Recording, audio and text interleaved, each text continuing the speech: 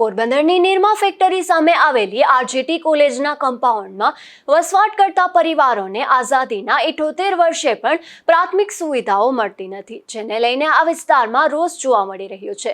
જોકે મહાનગરપાલિકા બન્યા બાદ નવી બોડી બની છે, ત્યારે હવે આ વિસ્તારમાં પણ જરૂરી સુવિધાઓ મળે તેવી સ્થાનિકોમાં આશા જાગી છે।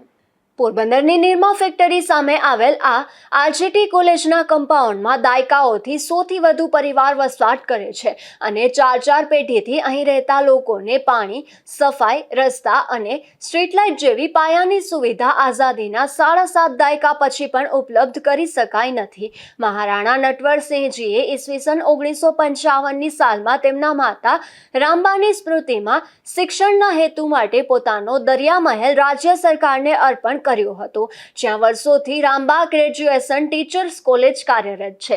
અહીં વર્ષો પહેલા ફરજ બજાવતા કર્મચારીઓ, શિક્ષકો અને અન્ય કર્મચારીઓ, અન્ય સરકારી સ્કૂલોમાં કામ કરી ચૂકેલા કર્મચારીઓ અને તેમના પરિવારજનો સહિત અનેક પરિવારો મહેલના કમ્પાઉન્ડમાં જ દાયકાઓથી વસવાટ કરી રહ્યા છે। 3 થી 4 પેઢીઓથી રહેતા આ પરિવારોને તંત્ર દ્વારા પાયાની પ્રાથમિક સુવિધા પણ હજુ સુધી ઉપલબ્ધ કરાવાઈ નથી। આ મામલે અગાઉ પણ અનેક રજૂઆત કરવા છતાં કોઈ કાર્યવાહી થઈ નથી, ત્યારે મહાનગરપાલિકા બનતા અને તાજેતરમાં જ મનપાની પ્રથમ બોડી પણ જાહેર થતા આ વિસ્તારના લોકોને પણ પ્રાથમિક સુવિધા મળે તે માટે અહીં વસવાટ કરતા નિવૃત્ત શિક્ષક વિનોદભાઈ વાળાએ વધુ એક વખત રજૂઆત કરી છે। તેઓએ જણાવ્યું હતું કે નવા ચૂંટાયેલ કોર્પોરેટર યુવા અને ઉત્સાહી છે અને તેમનામાં કામ કરવાની પણ ધગશ છે, આથી તેઓની વર્ષો જૂની આ સમસ્યાનું નિરાકરણ થાય તેવી અહીંના રહેવાસીઓ આશા સેવી રહ્યા છે। મારું નામ વિનોદભાઈ એમ વાળા છે।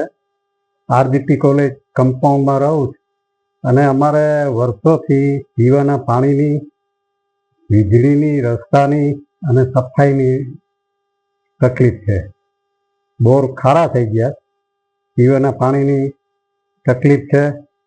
વર્ષોથી અમે રજૂઆત કરીએ। આ વખતે ભાજપની જુવાનિયા, ઉત્સાહી જુવાનિયા જે ચૂંટાઈ ગયા છે, અમારું કામ કરશે એવી અમને આશા છે અને વહેલી તકે પાણીની સગવડ કરે એવી અમારી વિનંતી છે। અને આ પ્રશ્ને અમે વર્ષોથી રજૂઆત કરતા આવ્યા દરેક પક્ષમાં, એટલે અમારે ખાસ તો નહીતર હિજરત કરવી પડે એવી સ્થિતિ છે। અમારી અત્યારે જે સ્થિતિ છે એ 75 વર્ષ પહેલા હતી એવી જ છે। રસ્તા ઉબડ ખાબડ છે, જાહેર જાજરૂ નથી। હજી પણ ઘણી વ્યક્તિઓ બહાર જાજરૂ જાય, પીવાના પાણી માટે 2-3 કિલોમીટર સુધી ડોલું ને બેનો હારે અને મ્યુનિસિપાલિટી તરફથી ટાંકા આવે એ અપૂરતા છે।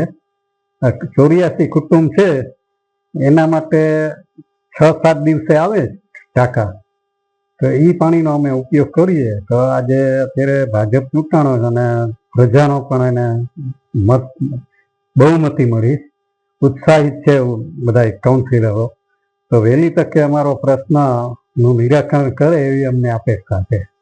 આ આખા કમ્પાઉન્ડ વતી અમે વખતો વખત રજૂઆત કરીએ અને હું 70ની સાલથી અમારા મકાન માટે ને એમાં થોડી ઘણી મારી કક્ષાએ મદદ કરું એટલે રજૂઆત કરું।